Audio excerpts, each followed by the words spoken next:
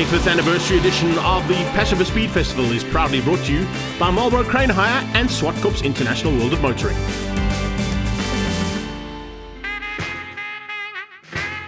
Everybody has been on the edge of their seats and waiting for the 25th anniversary of the Passion for Speed Festival here at Swartkops. It's the biggest and best event to kick off the 2026 season. Let's catch up now with Peter du Toit. Welcome to Swartkops. Today is the 25th anniversary of the Passion for Speed. It originally started with David Piper.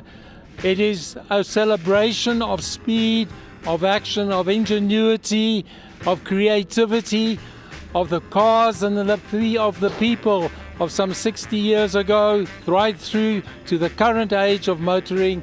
A huge variety of motor cars, plenty of action, and a reminder of where the foundation of modern motor racing came from.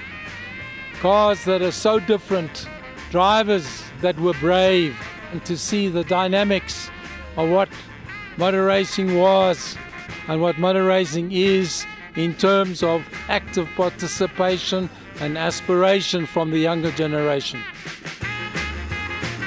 It certainly has changed a lot since David Piper's series. Great to see Jan Lammers here, ex-Formula 1 driver and Le Mans winner. Big crowds on the stands. They've been here since early morning, and we kick things off with the Little Giants and under 2 litre class. And this is going to turn out to be an epic battle at the front end. It's Zimbabwe's Denzel Barner who leads them out as they go down to the double yellows for the first time. Right on his tail is Alan Poulter looking for a way through early on, but he has to wait until they come out of turn 3. Inside line there, nice run from Mark Miller, and then behind that you can see them all lining up, ready to go in the Little Giants category. Under 2 litres are at the front end, but it's the Little Giants that we'll be concentrating on and watching the front and back of this race as the war unfolds for the first time today. It's the opening race, and as they head down towards turn 3, they get the green flag, but it's a red flag as Josh du Toit gets it wrong at turn 5. Feels good. It's not wet, it's dried up, so it's good. Just unfortunately, somebody went off at the top, so we're starting again. Exactly there. Francesco Lombardi, he will be our onboard cameraman today. The back, Dion Schwabski, having to start from pit lane as they roll round now. And yes, as you heard, it was a little bit wet this morning when we came to Swartkops, but things certainly have dried up nicely. And there we go. Start line, green light, away we go, or lights off. As they head down towards turn 1 and 2, it's double yellow, so they remain in their line of stern positions they start in until they come out of turn 3. Hopefully we'll get the green flag now with no red flags thrown into the mix, and everybody will get a chance to go out and have some fun.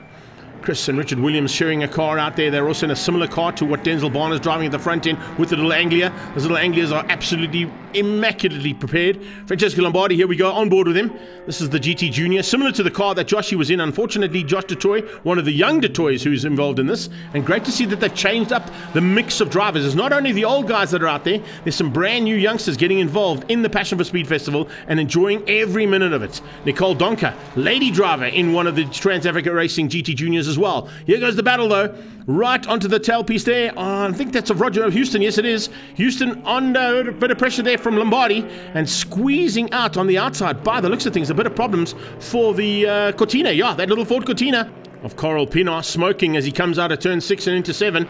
Will he try and stay out there and survive? No, he looks like he's going to go into pit lane. So that's a big pity to lose that car so early on. Already some manoeuvres coming from the background. Chad Tendershate making a welcome return into South African Motorsport. He's in the number 3 there. That's the Flamingo from the GSM Dart team out of Trans-Africa Racing. But at the front end, wow, a little bit of smoke out of the... Ooh, that's not good. A little bit of smoke coming out of Barner's car, but that also might just have been maybe a little bit of overflow. But I tell you something, Barner's car is working brilliantly. Further back, Houston continues the battle here with Lombardi as they head towards Castral Corner at turn 2. Lombardi going to try and close the gap down here. It's Berliner versus the Alpha GT Junior. Nice little battle here in what would be originally in the old format, the Alpha Trofeo. But now, of course, in this Little Giants category and under 2 litre class, epic battles. So we've got what would sort of been made world famous in Harry Potter's car there at the front end with Barner driving it from Bulawayo, and on his tail Poulter in the Tom Camphor Volvo. That 122 Volvo is absolutely brilliant around this track. And Alan Poulter, you can see, has got a certain advantage, but unfortunately not enough time as the checkered flag comes out. And it's Barner who takes the first victory ahead of Poulter. Great drive from Mark Miller in third place, beats out Roger Houston, who stays ahead of our cameraman. Then it was the Tenderchates, John beating Chad in the end. Deploy Front Fleder, the Bat Lady, just beating Tim Crosland to the line for the top 10. And staying with the pre-66-68 Little Giants and under 2 litres, we go straight into race 2. Denzel Barner looking for a double victory, but certainly a lot more pressure, I think, going to be applied by Alan Poulter. He wants to not make it a double win for the Zimbabwean. There's no doubt about it. That little Flamingo doing a superb job at the hands of Chad Tendashate, but he lost out in the closing stages of race number 1 to his dad, John, who came through there in the GSM Dart. So a nice little battle in-house between the Trans-Africa Racing boys. And that's for honours in the Little Giants. So Little Giants battle raging right from the word go as we get the green flag.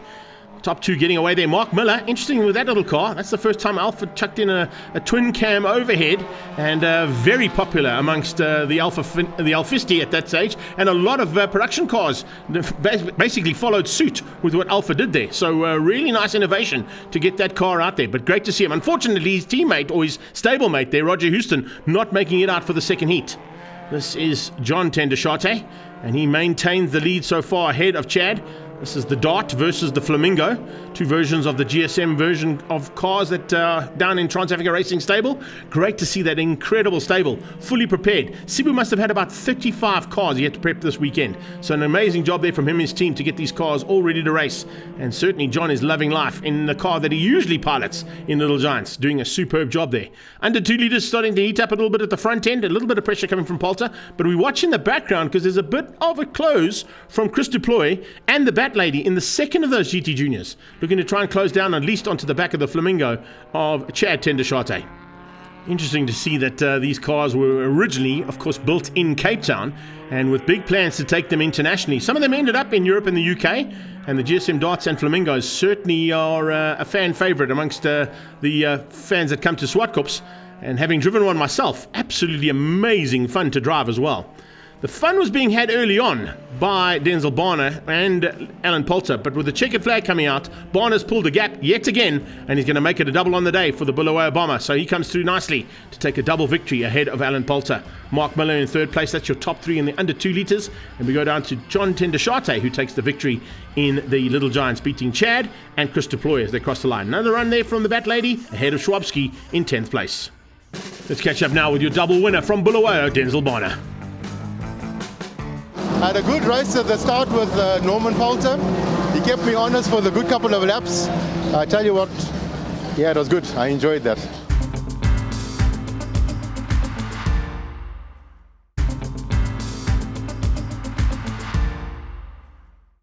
Welcome back to action from the 25th anniversary of the Passion for Speed Festival at Swartkops. And great to see young and old being entertained. A long supporter of this event is Roy Campos, and he's brought his whole team. The BMW has just gone out. It's a 98 Group N championship winning car with Anthony Taylor. And Jason is driving it, so I'll allow him to drive it. And Keegan, my younger son, he gets to drive the Porsche. The Porsche mostly races in ISP. I think it's sort of punches above its weight and ability. But Keegan seems to get it going. You know, he's obviously a national driver nowadays, and he looks after it. He knows, they both know they can't damage the car. My car is a fantastic Shelby Can-Am. I wish there are 25 cars sitting in people's garages, and I wish they'd come and race. I mean, I sent out the invites, and I'm the only one here. So it's quite disappointing that the other guys don't come, you know, because the car's not qualified. You know, they're over 25 years old. So I was really hoping maybe I can convince them for next year again. Fantastic effort there from the Campos team, but an interesting story with the next car. It was originally piloted in the original format by John Love and Paul Hawkins, and had a big dice with Hawkins and Hellwood in Bulawayo, where Hellwood almost took out the control tower. Let's catch up with Neil Lobb and see what his plans are in his Gunston Lola T70. I think a Porsche 917 is a thing of beauty, but the Lola is just such a rugged, beautiful beast. That's the only way I can put it. It's a privilege to race it. The car belongs to Colin Frost. I have the privilege of driving it. And this morning, what can we say? I had a brilliant sleep last night. You know, we've had so much problems with braking on the car. Brakes just not being able to last the distance of a race. And it seems it's all sorted. The car's going wonderfully, and I'm really looking forward to today. So on that note, let's do exactly what your t-shirt says. Let's race those classics in the International Sports Prototypes.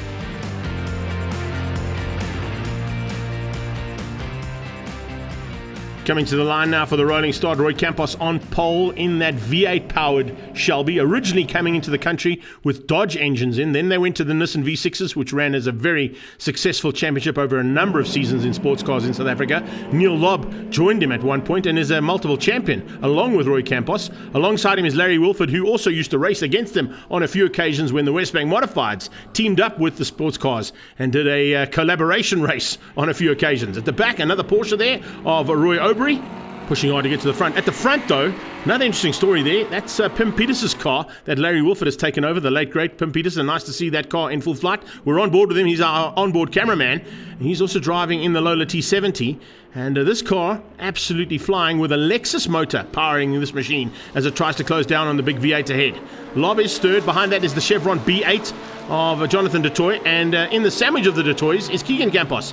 Now, we heard from Roy, he normally sort of punches a little higher than most of those cars can do. But that little RSR is pushing hard and is ahead of the Lola T70 Spider of Mark DeToy, as the Lola T70 of Larry Wilford takes the lead of the race as they go into turn 6. So we got lots of action happening out on track and trying to get as much information to you as well. Wow, lockup of the brakes there from DeToy. Jono trying to find a way through there on Neil Lobb. I think he might have squeezed through. That little B8 is a bit more nimble than the Lola, but look at it side by side. So you got Lola T70 Spider behind that. The Walls ice cream car, famous ice cream company here in South Africa, and amazing to see that car still in full flight with Mark DeToy on his tail. 2x2, twice in a row there coming out of Castrol.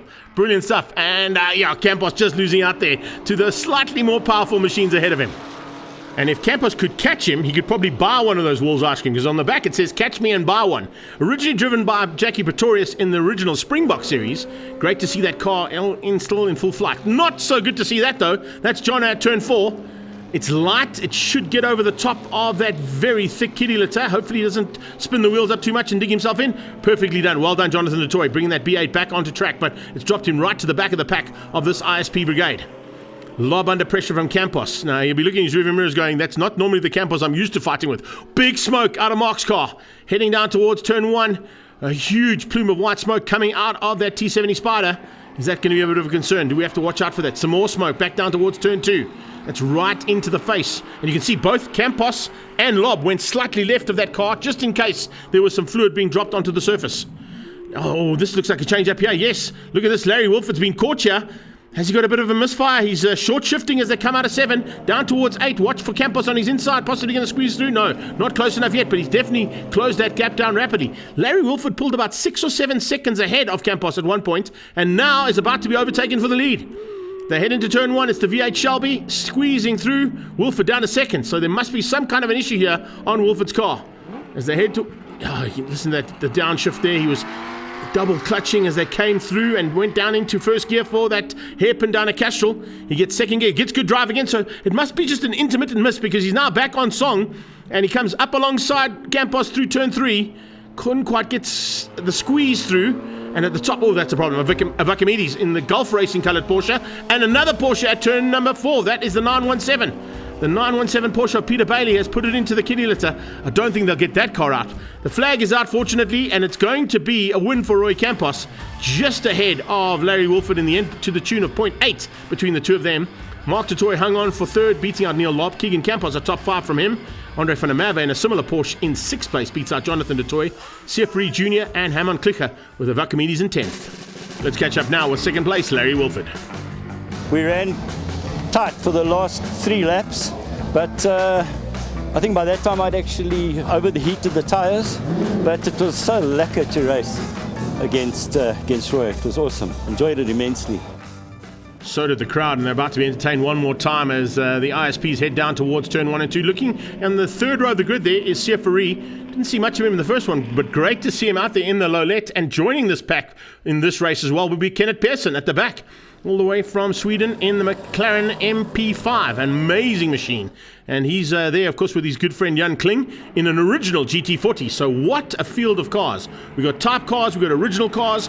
We have got an absolute epic battle about to unfold now for the ISP's second heat. And Larry Wilford, you just mentioned the fact that you enjoyed racing with Roy. Let's see if we can get one up on him in this one, as they head out of turn 3 and up towards turn 4 for the first time. Looks like the V8's got the hammer down, though, and Roy's not looking to hang around. Good to see Jonathan Toy back in the hunt where he was earlier on after that little mistake he made in race number 1 that ended up in the kiddie litter. He's closing down on his brother, who's doing the same thing there, on to the back end of Larry Wolford. I don't see the Gunston car out there of Neil Lobb, but we'll see if he's able to get back on track. Maybe he started a bit late out of the pit lane. I'm not sure, but I haven't seen him on track just yet. Let's keep an eye on whether he gets out there. At this point in time, though, it's the two de Toys closing down on Larry Wolford. Behind them, a little bit of slipping and sliding. As you can see, the tyres starting to feel the heat of the day. It's certainly a lot hotter than these cars were when they came out for the first heat. And they're definitely going to feel that. You heard from Larry Wolford as well that he was battling with a bit of overheating on the tyres. In the background, as I said, it is the Lowlet, and there, once again, an example of how Siafari had that car a bit sideways. That is Peter de Toy's original race car, and great to see it into the stable again at Trans-Africa Racing, this time out piloted by his good friend Siafari, who's had a busy day in the saddle and has still got a lot more races to compete in. Great to see the 917 back out, the Bailey Cars 917 Porsche fighting there with the Vakamidis.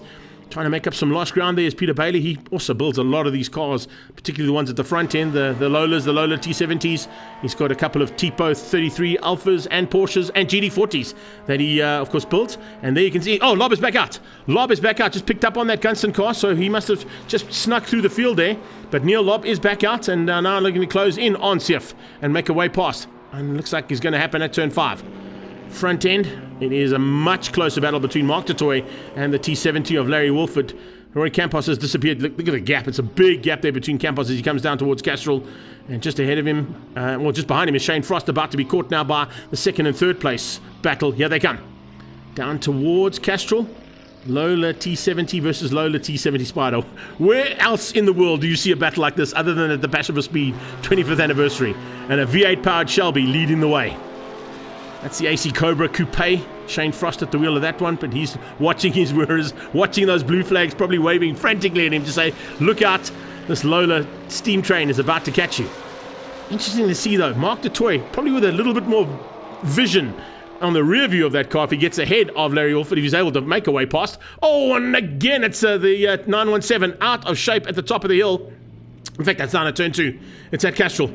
He got that out of shape there, Peter Bailey. 2nd time he's been into the kiddie litter. This time he stayed onto the track, but the checkered flag comes out, and it's Campos for the double victory.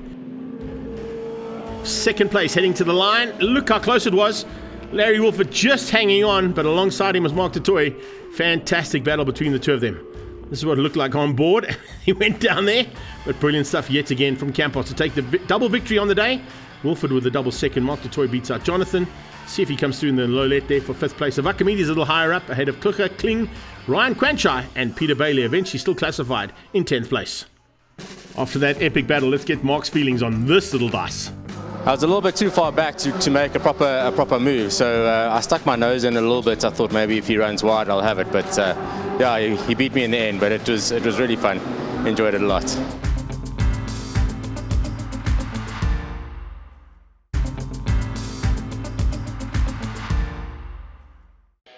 Welcome back to action from the 25th anniversary of the Passion for Speed Festival. It's busy in the pit lane, it's busy in the pit boxes, and it's almost time to go racing again. But back from Singapore, Ryan Quanchai.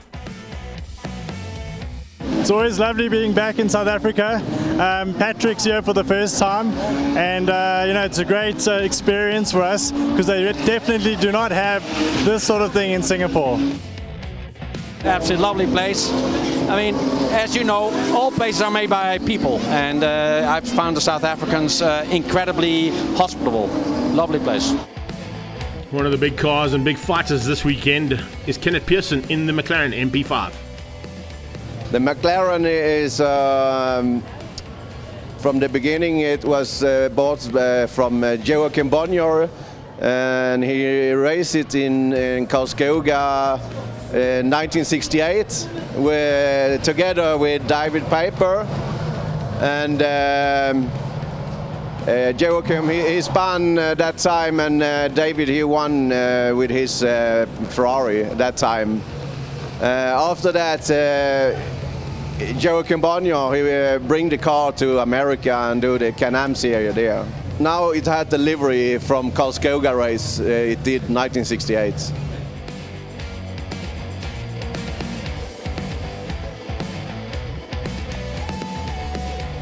The 45-minute endurance race, one of the stalwarts of this event. last year's champion James Temple will be looking to try and get a double, and that would be 3 that he would take in this incredible race. I think if I can do a back-to-back, it would be good now. So I'm going to try to break that omen. You know, unfortunately, that race is not long enough for an endurance and it's not short enough for a sprint, so it's sort of in the middle.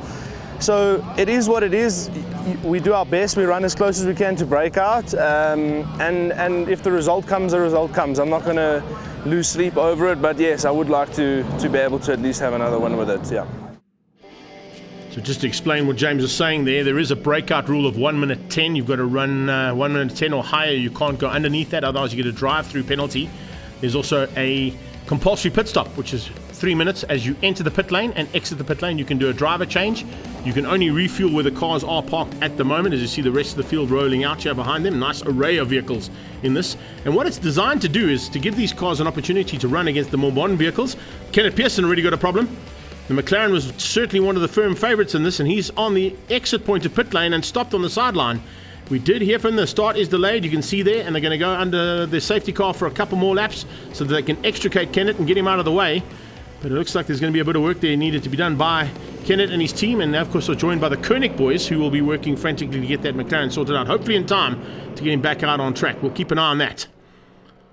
Toyota Gazoo Racing and Pretoria Noord Toyota moves its way into pit lane as we go under starters orders. It's double yellows down into 1 and 2 as always, just to keep this field nicely spread and everybody through turn 1 and 2.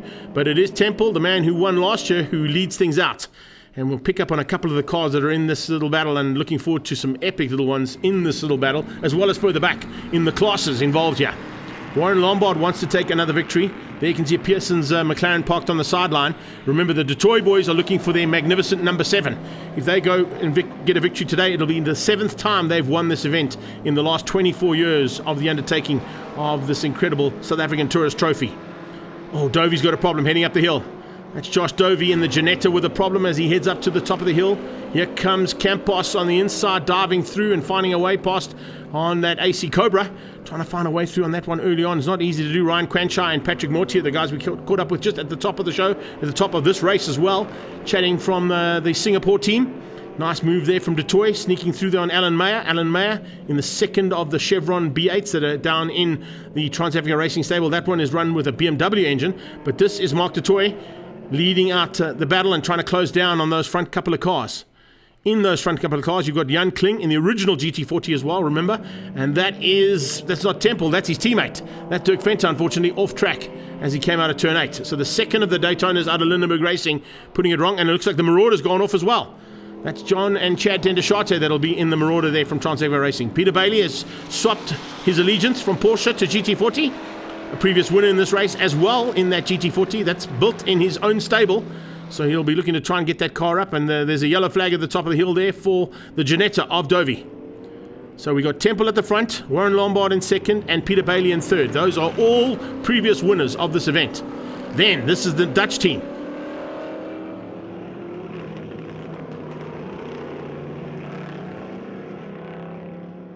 Of Michiel Campagna and Jan Lammers. They're in the Trans-Africa Racing Daytona, followed by the second of those Daytonas. That one is piloted by Mark Miller. Originally, he had a teammate alongside him, but that teammate didn't arrive, so he's all on his own. So Miller's going to have to do this all on his own. There are a couple of drivers that are doing the full 45 minutes on their own, and a couple of teammates that are going to do it as a team of 2. Warren Lombard is one of them. Peter Bailey is one of them that are single drivers. But out front, James Temple is controlling things relatively well at this point in time. There's a nice even spread here between the first 5 cars. The Detroits are starting to come, and with that comes Jan Kling, the 2 GT40s. That's a type car that comes out of Bailey cars, but the one behind it is the original version. And as it heads up the hill, you can see Jan Kling trying to push and close in on that type car of the Detroits. Definitely some big pressure coming there from Mark Detroit, trying to close that gap down. He definitely wants to get up and a little bit more to the front end of the field and get through those 2 Daytonas rapidly as possible if he can.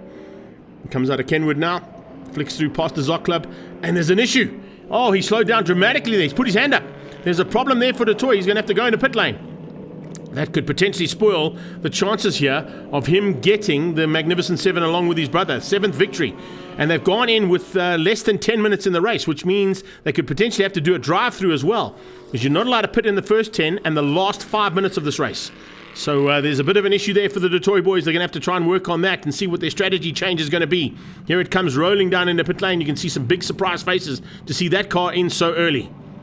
He'll pull into the pre-race area, and then Sibu will jump on the car to try and find out what the issue is. Looks like Michiel Campagna also slowing up ever so slightly and being caught now by Mark Miller. Miller on the inside. He'll get through. The two Trans-Africa Racing Daytonas are going side by side, but the red one's got the advantage on the brakes. I wonder if there's a bit of an issue. It is exceptionally hot here at Zwartkops, and it might start to be playing into the factor of the ambient temperature working on these cars. We mentioned at the beginning of this race that they try not to make these cars work too hard in the heated conditions, but it is a heated battle that we're in at the moment. Daytonas and Cobras fighting at the front end. Trying to close things down now as they get into the traffic will be the GT40 of Peter Bailey. They go through on Francesco Resca there. He finds it relatively easily past there from Temple's point of view, and then onto the back end of Tim and Jen Abbott, who are sharing that 914 Porsche.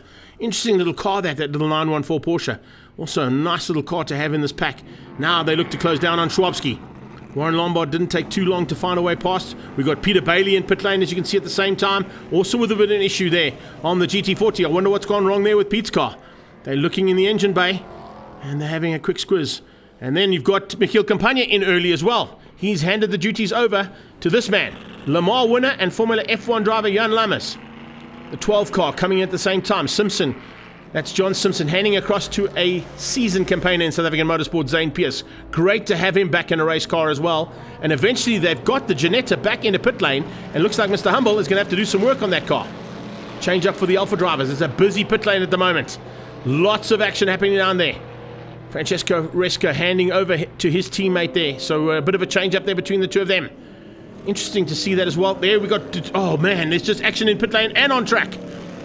That is Jan Kling, who's come in the GT40, but on the sideline, the GT40 of Peter Bailey, bringing the safety car out. So that's going to give a chance now for Chris Davison to hand over to Stuart Mack. They're in the replica there of Michael Briggs's championship winning car in Stanley Group N. It's not the original version, but it is a replica of that car. And Ryan Quanchart coming in now to do the change of duties from Patrick Mortier's point of view. Here comes Tender Shata as well. In fact, that's Ishmael Beloy. Beloy is in the Trans-Africa Racing machine. And there comes the little K-Eddy Estates BMW of Jason Campos out of Campos Racing. This is a hectic pit lane. With the safety car, the leaders have come in as well. So coming into pit lane, it is the lead car of James Temple and Warren Lombard right behind him. Perfect timing. That's going to give the lead of the race initially, if he stays out there for a lap, to Jan Lammers. Lammers will lead this race for one lap at least. And right behind him is Jan Kling. So nice to see the international contingent getting a chance to be at the front end. Here comes Temple. They're going to unclip the bonnet. They're going to unclip everything, get some air into that car. You can see Chichi going in there to give James some water. Some water being given to the Porsche as well. And it looks like Steve Pickering getting a chance there to get a little refuel. It's certainly very hot conditions. I wonder if there's an issue on this car. Chichi's sending him out. So it looks like everything's gone according to plan. And how far back is Lombard as they exit the pit lane? He should be right behind him. He is. Oh, it is so close. The top two exit pit lane at the almost identical time. So they came in at the same time. They exited within a couple of seconds of each other, but they've now got a bit of traffic ahead of them. And they roll up right behind the Lotus Cortina, piloted by Henny Groenewald and Sean van der Linde, two multiple saloon car champions in South African motorsport, teaming up in that Camille Doering racing machine of Carl Pinas. Let's catch up now with Chris Davison. We kept it cool, kept consistent, avoided any mishaps. I saw a couple of spin-offs in front of me, whatever, but yeah, kept it all clean and managed to bring it in and hand it over to Stuart Mack, my co-driver, to do the last session. Looks like it might be terminal issues here for Jan Lammers and Michiel Campagna. We had to manage our oil temperature to begin with, but then it got warmer and warmer. I got a big smell of oil in the cockpit, and the temperature went just off the clock. So it also didn't feel right, so I thought before we do any more damage, we have to call it a race. Looks like the race has restarted. We're under green flags, and look at where James Temple has gone to. He's dropped right back into Dion Schwabski's target. The Group N car's through him, and there's a brake issue there big time. Look at that, coming down towards turn 8. James cannot get that car stopped. He's rolled right off and almost taken the exact same line as his teammate did earlier on in the race. So following suit with what we saw Dirk Venter do, it looks like James Temple's got some brake issues, and that is going to be costly. It's dropped him right out of the hunt at the front, and Warren Lombard possibly has taken the lead because we've just seen Lammers come in and retire. So Lombard should be leading, and Mark Miller on the same lap as him, the only other car that's on the same lap at this point in the race. So that Daytona Coupe looking for a chance to possibly spoil the day there for Warren Lombard, and a possibility of a second victory there for Lombard in his Pep Boys Automotive AC Cobra. Alan Mayer with some smoke coming out of the front left there. Is that body rub on that tyre on the Chevron B8? You can see the 33 machine of Temple goes through. He's about to be lapped, incredibly, by the leaders. Here they come. Warren Lombard on the inside line, tucked in right behind him. Look for it. The little red bonnet should come into shot. There it is, of Mark Miller. What a dice to the finish here between these two. This has turned into something pretty spectacular and could potentially be even history in the making here for the closest finish ever in a South African Tourist Trophy. This is Lombard going defensive, keeping Miller out. Miller all over the back of him, looking for a way through. They've gone past on the stricken James Temple, who's still circulating, potentially still in with a chance of a top 5.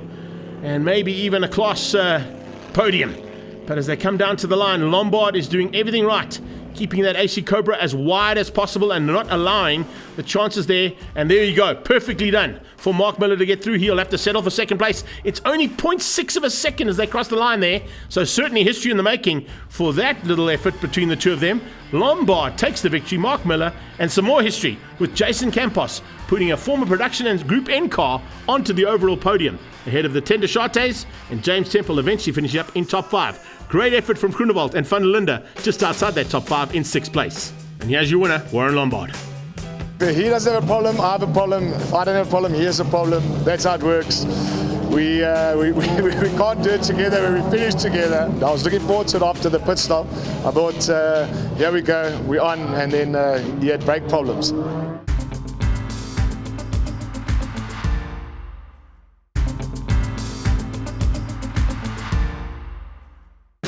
Welcome back to all the entertainment and action that's been unfolding here at the 25th anniversary of the Passion for Speed Festival, and a really nice demonstration now about to go on circuit of the movie that was out on Friday night, Ford versus Ferrari.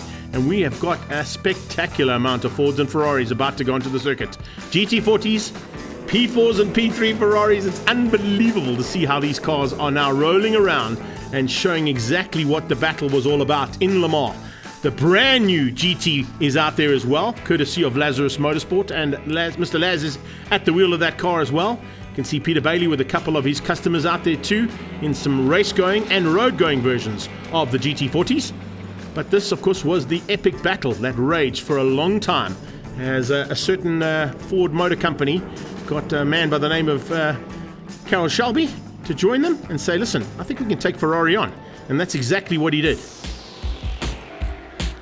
And we move on to action now from the Pre-06 GT class, a new class entertaining the crowds here, and they've stuck around in a big way. A lot of these people have been here since Thursday camping, and they're going to be entertained now with Sam Hammond bringing 4 Lamborghinis onto the circuit. We've had an opportunity to bring out our 4 Gallardos. They are factory Super Trofeos, 2009-2014 spec, and they've been raced all over the world, and we've had a privilege now of acquiring them and coming to enjoy them here at Swartkops at Passion. It's a very special event, and I think the true spirit of motor racing is so evident here, and the great people around us, fans, the cars, the nostalgia of the event. It's a really special event and something you must attend. Pre-06 means that you've got about 20-year-old cars that are about to go to battle, and Mo Mia is in one of them in his Toys R Us Porsche. It's going to be an awesome day. Any day on the racetrack is a good one. Swartkops, such a beautiful track, and it's my first time at Passion for Speed and also participating in the historic, so really looking forward to it, and so much of fun. And that's what a lot of the drivers love, Mo, is having fun out there, particularly when you've got a new class, combining some more modern vehicles against some slightly older machinery.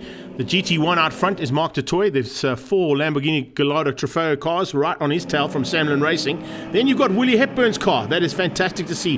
What an opportunity to see Willie Hepburn's Sabat V8 record out on circuit again. The late great, of course, not here with us, but he's definitely here in spirit. There's no doubt about it. He'll be fighting with the Italian Stallion in that Mustang.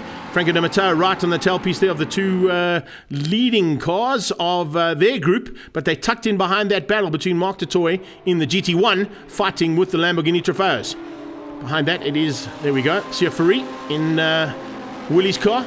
And that is another one of the previously piloted cars of Peter Goff that was involved in Westbank Modified Saloons and would have piloted at one point in time alongside Willie Hepburn.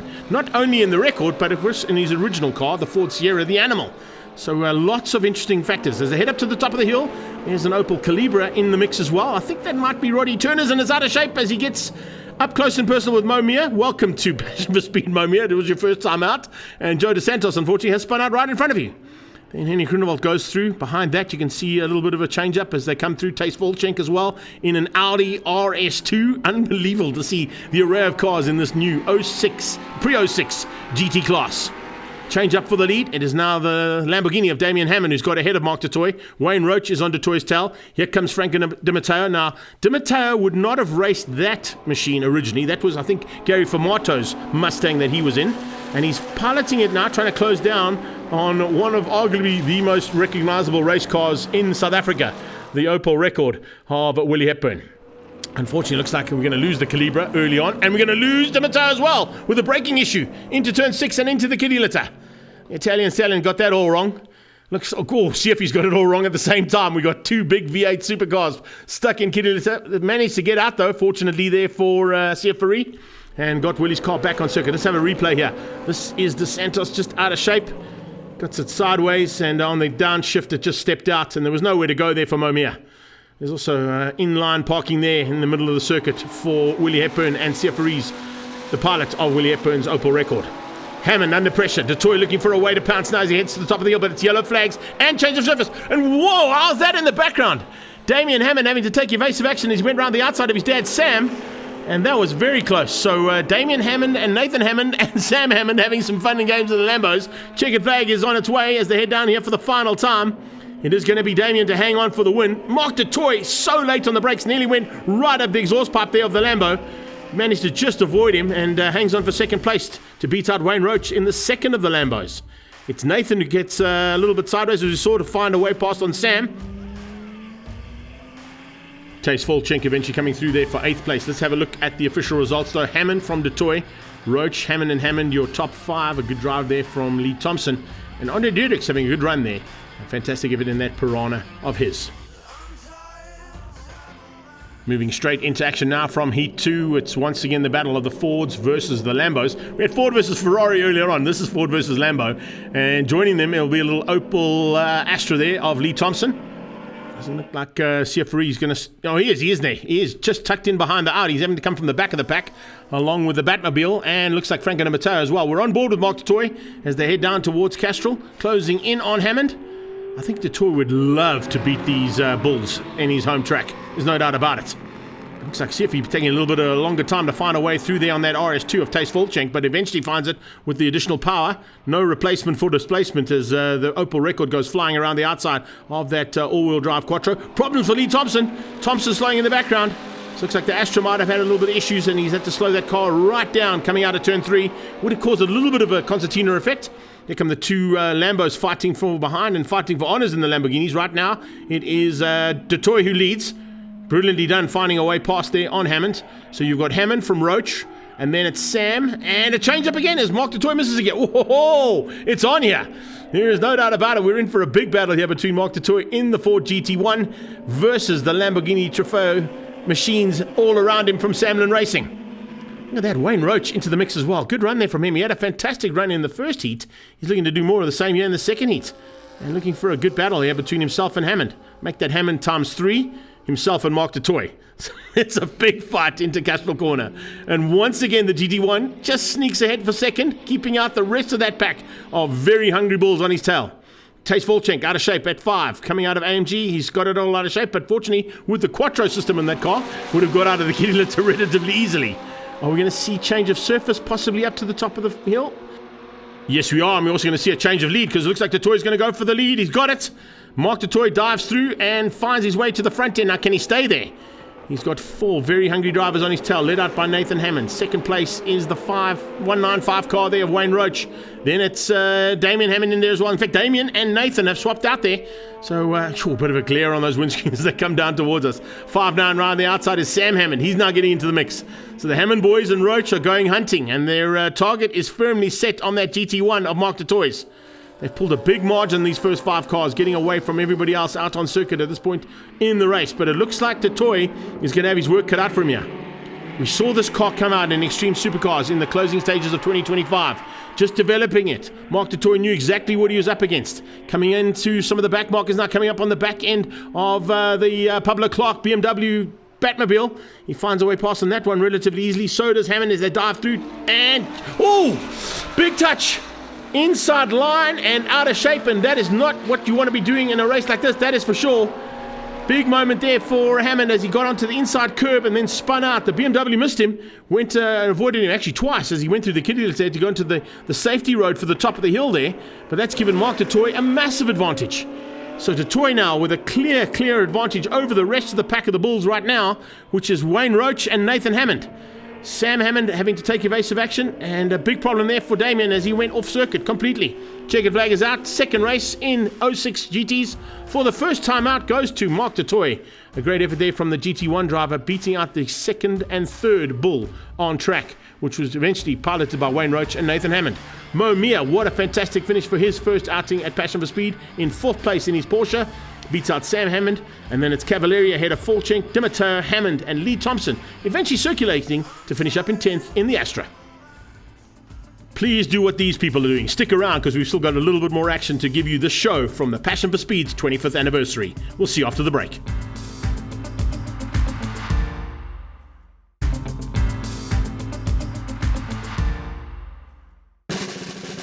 The Checkered Flag Museum were in full effect, and Steve Coturbo invited legends of South African motorsport, and they were all here. Let me tell you something. It was fantastic to see some beautiful cars and some really awesome faces from the world of motorsport from the 50s, 60s and 70s coming together and entertained by the Checkered Flag and Swartkops.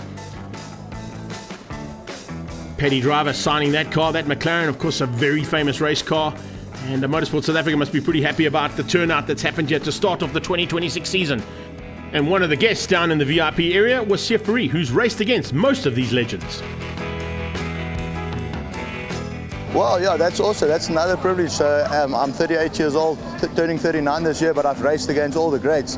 I've raced against Uncle Sarel, I've raced, of course, Swanepoel, Henny Groenewald, the Polters, the Cronier brothers, all these greats here, Franco de Matteo, Uncle Ben, Uncle Willie. I've raced against all of them. So for me, my bucket list is stick to who I raced against. So yeah, I'm happy. It's a privilege sharing the track with these legends. And there's the achievements of that particular car, Willie's Opel record.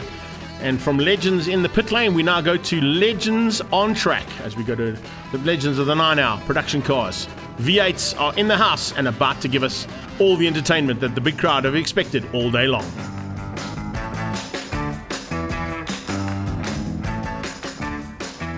Battles in the past in this particular class have been spectacular, and we're expecting more of the same here today as we've got 12 national or former national champion drivers behind the wheels of these big cars as they head down towards 1 and 2 for the first time.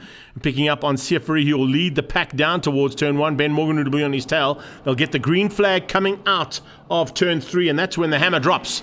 The Detroit boys will be looking to try and squeeze in there, as will Paolo Cavalieri in the big Galaxy, looking for a chance to get that block of flats into the mix earlier on. And then Lee Thompson will be coming from a bit further back than what he'd like to be. He's alongside Kursi Swanepoel, though, as we go on board here with Jonathan Detroit. And the green flag comes out for the green Ford ahead of him, of his brother Mark.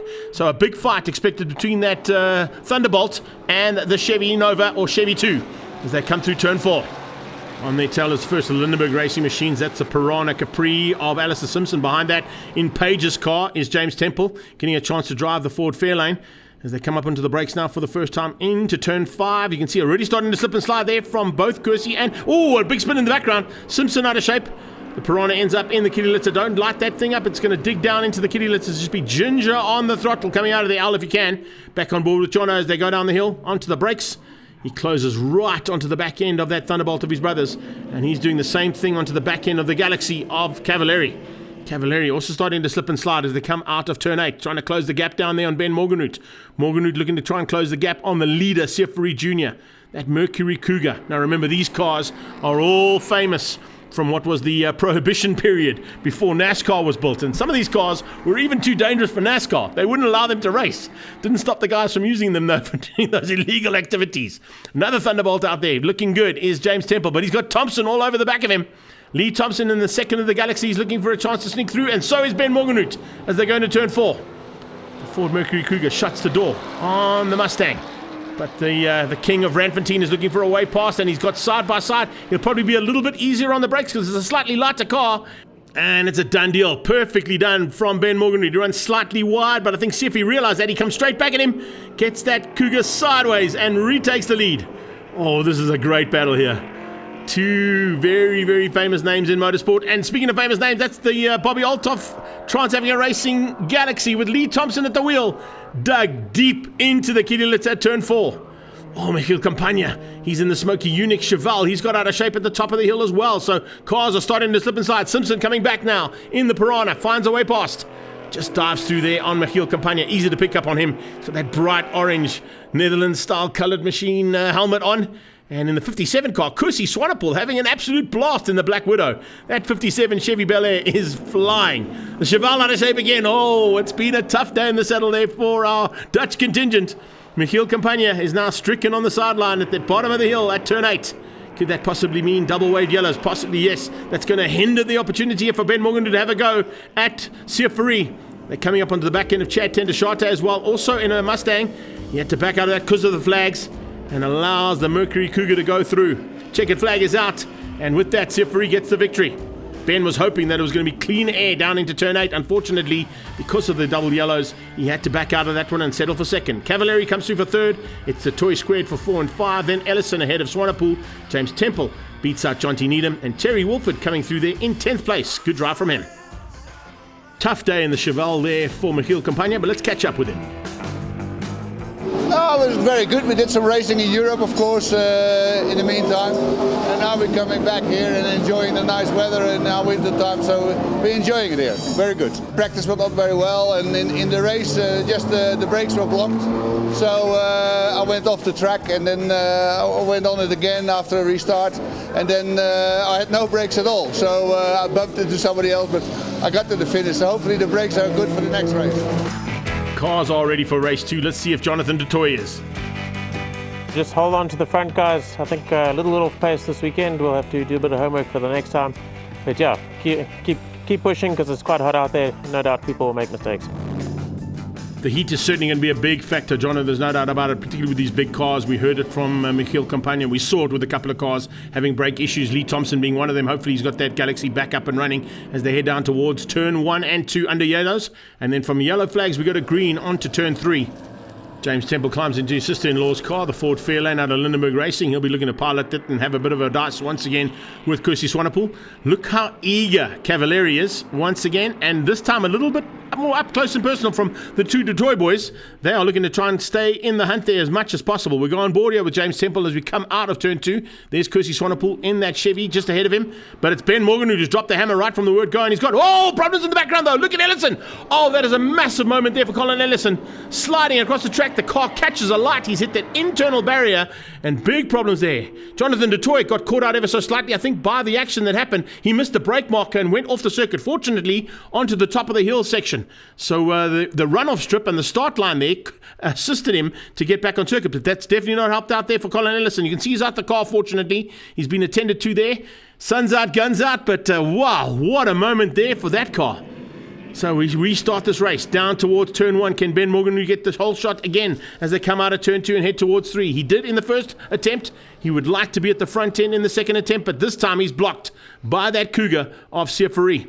So he has to hang on until they come out of 2 onto 3. There is Temple under attack there from Jonty Needham. Round the outside as well, looking for a way through is Simpson. Then you got Chad Tendershate and Warren Lombard in there as well. Fantastic to see this big array of cars. Jonathan du Toit sneaks right almost onto the bumper there of his brother, and his brother's all over the back of Cavalieri as they come out of turn 4, heading up to the top of the hill for the first time in anger. It's the Chevy Bel Air right on their tail of Kusi Swanepoel, but this time, once again, it is certainly a big task that is going to be asked here from Ben Morgan's point of view to find a way through on Siffrey Jr. They come out of turn 6 and 7, flick it down the hill. Nice line and a snaky line of big V8s heading towards the braking point at turn 8. Big factor here, of course, as we heard from all the drivers, is they've got to try and nurse the brakes, they've got to try and nurse the tyres, particularly in the heat of the day that they've got. Kursi's run wide already. Swanepoel runs wide in the Black Widow. That might open up an opportunity for someone to dive through. Temple is looking for a way past. Can he find it? The Lindenberg Racing Man looking for a way through. And there in the background again, Campagna yet again spins out at turn 8. Oh, he's had a tough 25th anniversary. He has one of our longest campaigners in the Passion for Speed Festival, Michiel Campagna. Change up for the lead. There's Morgenroot squeezing through turn 4. Siafari trying to come straight back at him. Can he do it? No, it's not quite as nimble as the Mustang ahead of him. The Cougar is a much bigger car, and it's a big handful of car as well.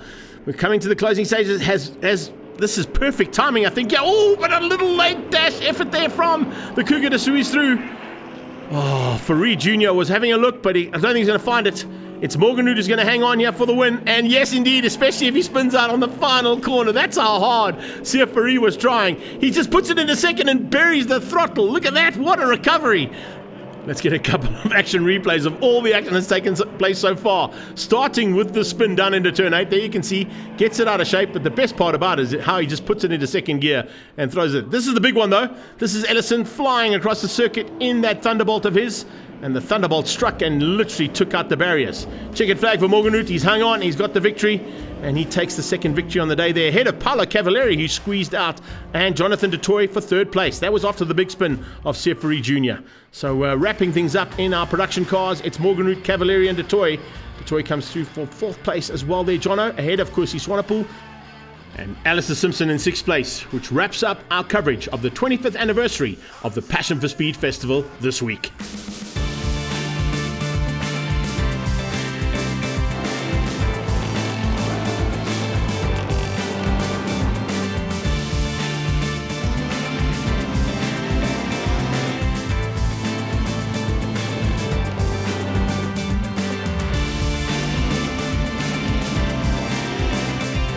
The 25th anniversary edition of the Passion for Speed Festival is proudly brought to you by Marlboro Crane Hire and Swartkorps International World of Motoring.